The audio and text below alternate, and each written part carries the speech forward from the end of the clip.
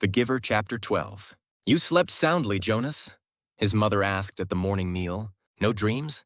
Jonas simply smiled and nodded. Not ready to lie, not willing to tell the truth. I slept very soundly, he said. I wish this one would, his father said, leaning down from his chair to touch Gabriel's waving fist. The basket was on the floor beside him in its corner. Beside Gabriel's head, the stuffed hippo sat staring with its blank eyes. So do I, Mother said, rolling her eyes. He's so fretful at night. Jonas had not heard the new child during the night because, as always, he had slept soundly. But it was not true that he had no dreams. Again and again, as he slept, he had slid down that snow-covered hill.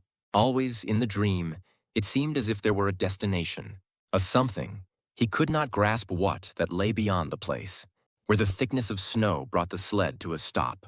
He was left, upon awakening, with the feeling that he wanted, even somehow needed, to reach the something that waited in the distance, the feeling that it was good, that it was welcoming, that it was significant. But he did not know how to get there. He tried to shed the leftover dream, gathering his schoolwork and preparing for the day. School seemed a little different today. The classes were the same: language and communications, commerce and industry, science and technology, civil procedures and government. But during the breaks for recreation periods and the midday meal, the other new 12s were abuzz with descriptions of their first day of training.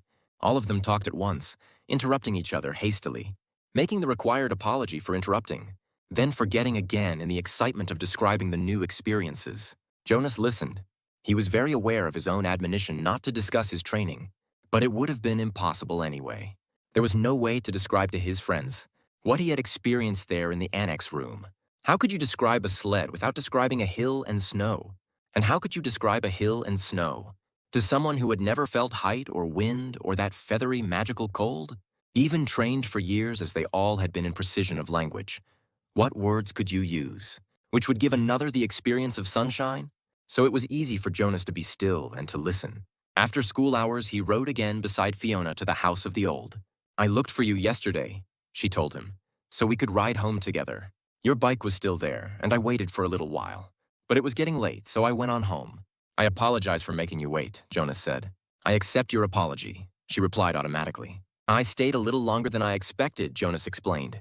She pedaled forward silently, and he knew that she expected him to tell her why. She expected him to describe his first day of training, but to ask would have fallen into the category of rudeness.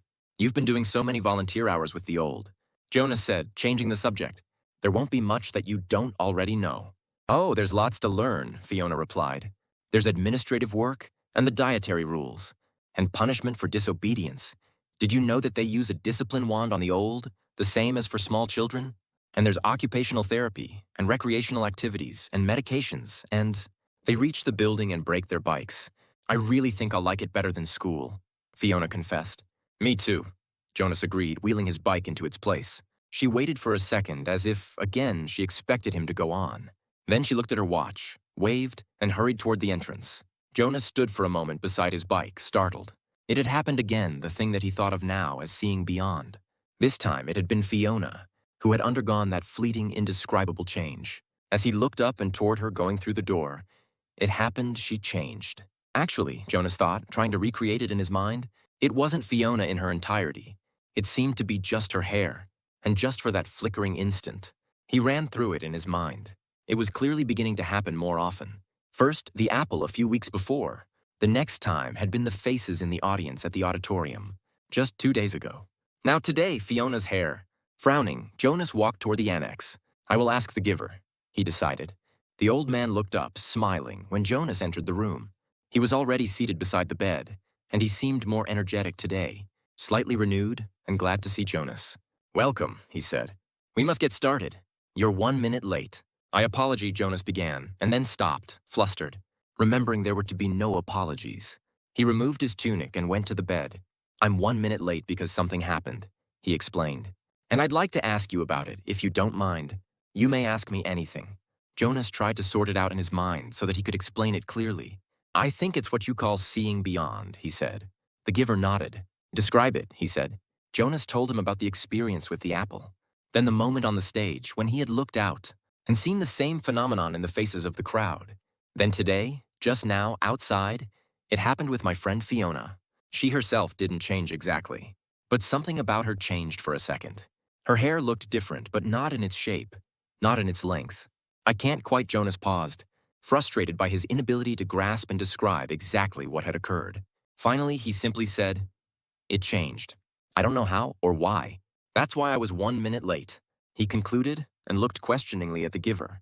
To his surprise, the old man asked him a question, which seemed unrelated to the seeing beyond. "When I gave you the memory yesterday, the first one, the ride on the sled, did you look around?" Jonas nodded. "Yes," he said, "but the stuff, I mean the snow in the air, made it hard to see anything." "Did you look at the sled?" Jonas thought back. "No, I only felt it under me. I dreamed of it last night, too. But I don't remember seeing the sled in my dream either, just feeling it."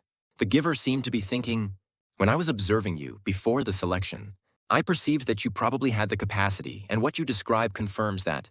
It happened somewhat differently to me," the giver told him. "When I was just your age, about to become the new receiver, I began to experience it, though it took a different form. With me, it was, well, I won't describe that, now you wouldn't understand it yet.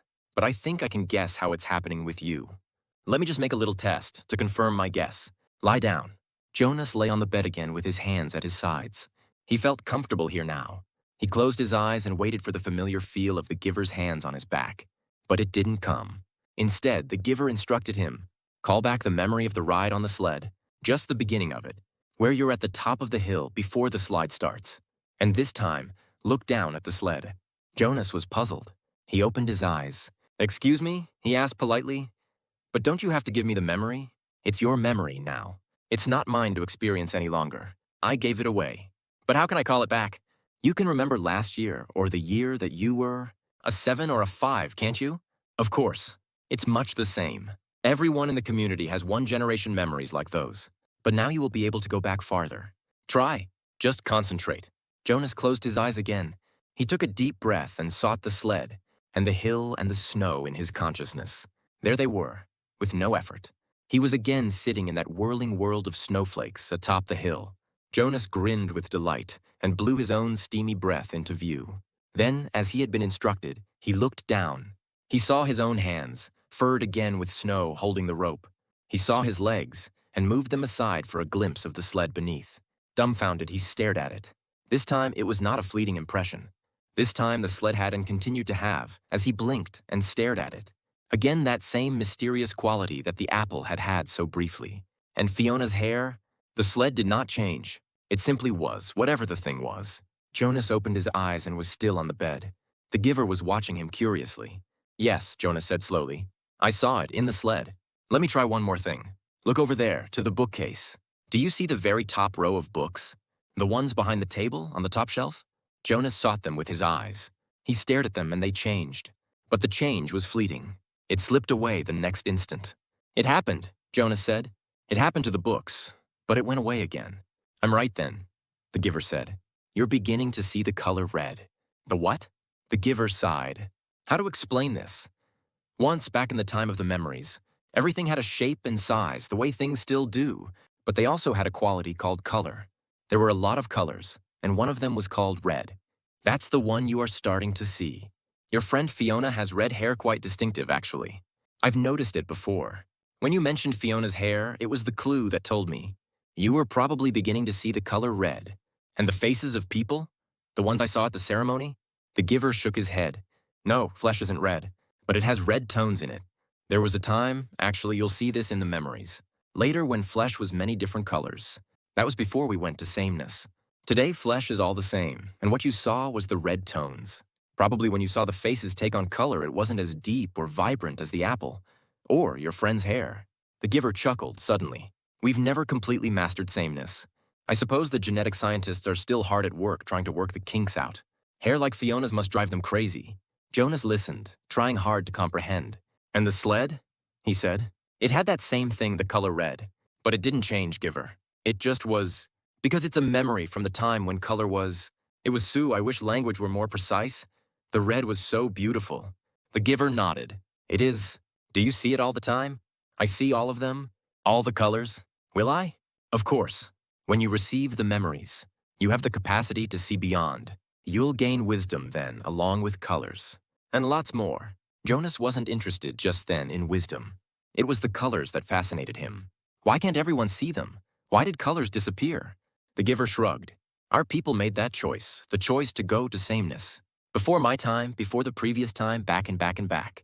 We relinquished color when we relinquished sunshine and did away with differences. He thought for a moment. We gained control of many things, but we had to let go of others. We shouldn't have, Jonas said fiercely. The giver looked startled at the certainty of Jonas's reaction. Then he smiled wryly. You've come very quickly to that conclusion, he said. It took me many years. Maybe your wisdom will come much more quickly than mine. He glanced at the wall clock. Lie back down now. We have so much to do. Giver, Jonas asked as he arranged himself again on the bed. How did it happen to you when you were becoming the receiver? You said that the seeing beyond happened to you, but not the same way. The hands came to his back. Another day, the giver said gently. I'll tell you another day. Now we must work. And I've thought of a way to help you with the concept of color. Close your eyes and be still now. I'm going to give you a memory of a rainbow.